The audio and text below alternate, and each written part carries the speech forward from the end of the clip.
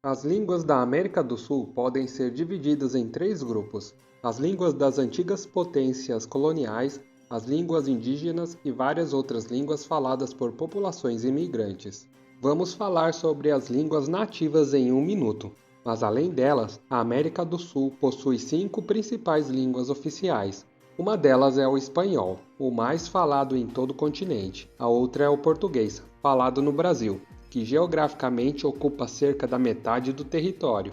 As outras três são inglês, holandês e francês, as línguas oficiais da Guiana, Suriname e do território da Guiana Francesa. Essas não são faladas em nenhum outro lugar, então as divisões, no caso delas, permaneceriam as mesmas. Então, essencialmente, teríamos todos os países de língua espanhola contra o país de língua portuguesa, que no caso é o Brasil. A abrangência das duas línguas em termos de território e população é surpreendentemente quase igual, apesar do espanhol ser dividido por vários países. Mas vamos chegar a isso em um segundo. As origens dessas divisões linguísticas estão relacionadas à forma como a América do Sul foi colonizada, dividida entre os impérios coloniais espanhol e português, e onde os britânicos, holandeses e franceses também tiveram enclaves. Mas, devido a essa realidade colonial paralela à nativa, a maioria dos países sul-americanos hoje fala mais do que apenas a língua do seu colonizador. Na verdade, existem pelo menos 18 línguas na América do Sul falada por mais de 100 mil pessoas. O idioma mais falado é o espanhol, com 214 milhões de falantes, mas é seguido de perto pelo português, com 211 milhões. Em terceiro lugar está a primeira língua nativa, o Quichua, falado por 7,7 milhões de pessoas, principalmente na Bolívia e no Peru. Em seguida, temos o inglês, o guarani e várias outras línguas nativas, além de outros idiomas externos, que também possuem um grande número de falantes devido às comunidades de imigrantes. O alemão é falado por 1,2 milhão de pessoas, assim como o italiano, e o japonês é falado por 425 mil pessoas, mais do que o francês, que é a língua oficial de uma das regiões e é falado por apenas 319 mil pessoas. O holandês, por exemplo, é o idioma com menor número nessa lista, com 126 mil falantes, ficando atrás do Hindustani.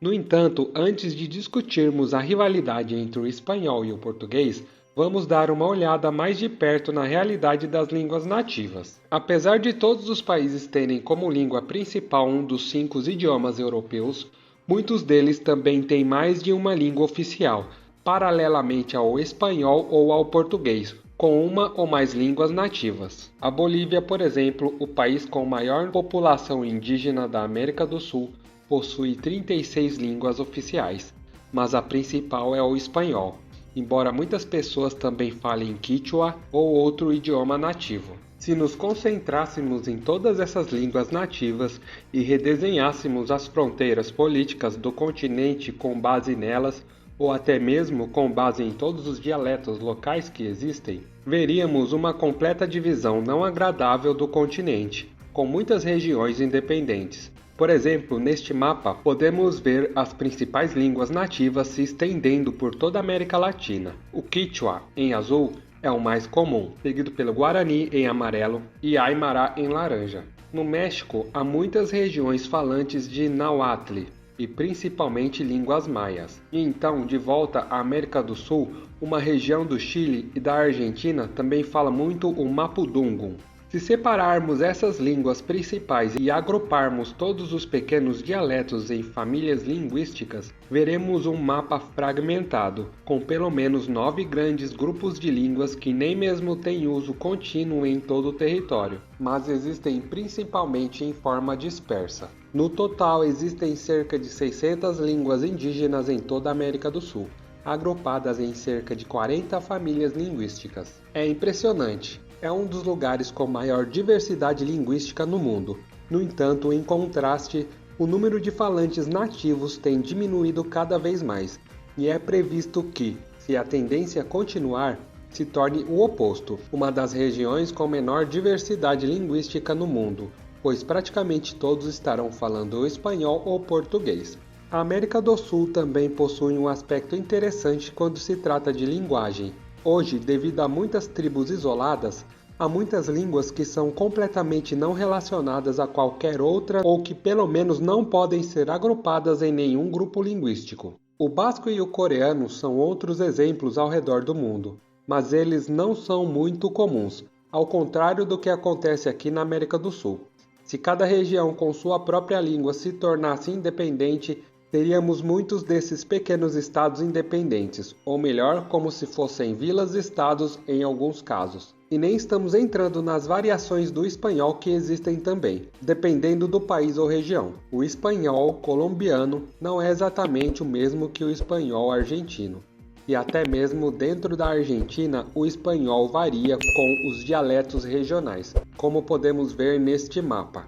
O principal argumento para explicar por que isso acontece está precisamente relacionado à fluência das línguas nativas, que, como vimos, varia de região para região e influenciam a maneira de falar espanhol dos moradores locais. Por exemplo, na Bolívia, existem 4 principais dialetos regionais em espanhol atualmente falados, cada um mostrando diferentes influências das línguas nativas.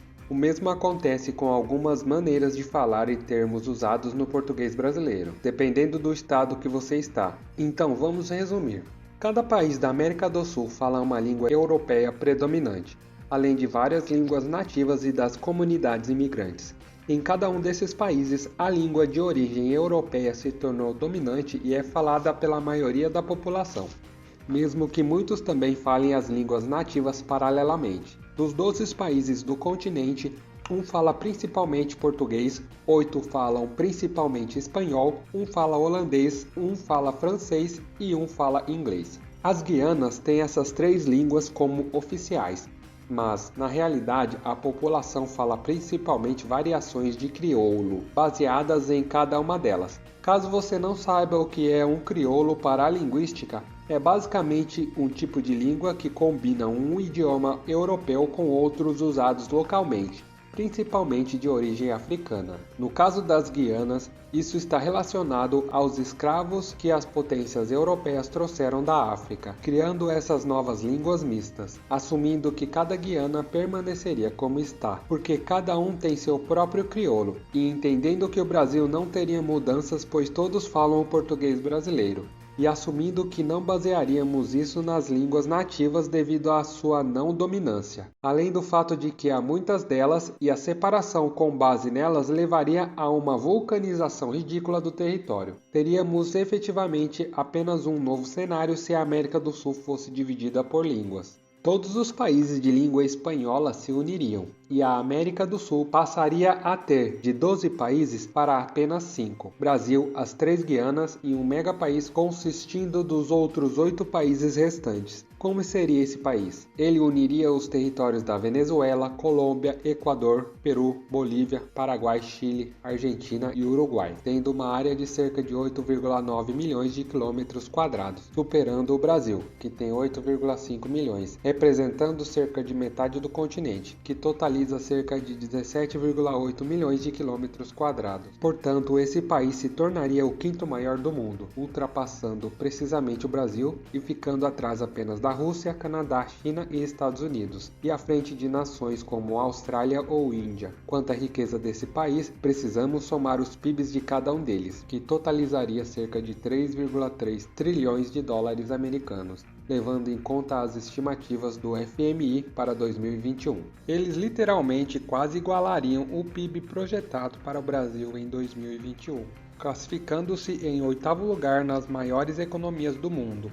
9º se considerarmos a União Europeia, e também levando em conta que esses valores são do PIB em PCC, paridade do poder de compra, ou seja, o PIB é medido levando em conta a realidade de cada país. Esse novo país superaria o PIB da França, Reino Unido e Coreia do Sul, sendo ultrapassado apenas pelas maiores economias do mundo e se tornando um dos 10 países mais ricos do mundo. Por exemplo, ele faria parte do G20. Em termos de população, o número deles seria aproximadamente igual ao daqueles que já falam espanhol, que são atualmente 211 milhões de pessoas, praticamente o mesmo número do Brasil. tornando-se o sexto país mais populoso do mundo, ficando atrás apenas do Paquistão, Indonésia, Estados Unidos, Índia e China.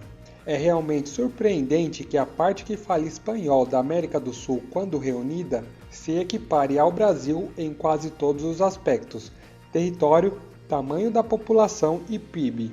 É quase como se o português e o espanhol tivessem criado uma divisão perfeita do território quando estavam colonizando, embora isso se refira apenas ao tamanho. A população e o PIB são valores que cresceram e existem devido a muitas circunstâncias que ocorreram após a independência. Essas pessoas também estariam unidas em sua religião, já que a maioria da população de todos esses países é católica. Eles teriam que escolher uma nova capital como sua principal cidade, mesmo se organizassem como um Estado federal e mantivessem cada país como seu próprio Estado, com algum grau de autonomia.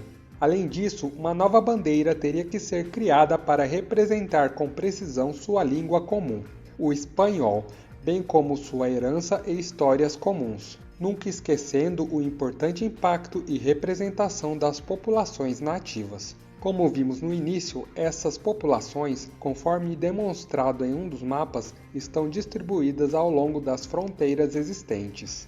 Isso demonstra, juntamente com o fato de que o espanhol é comum a todos, que a língua não é de fato um fator definidor ao desenhar fronteiras, e outras diferenças culturais e políticas são o que realmente é levado em conta.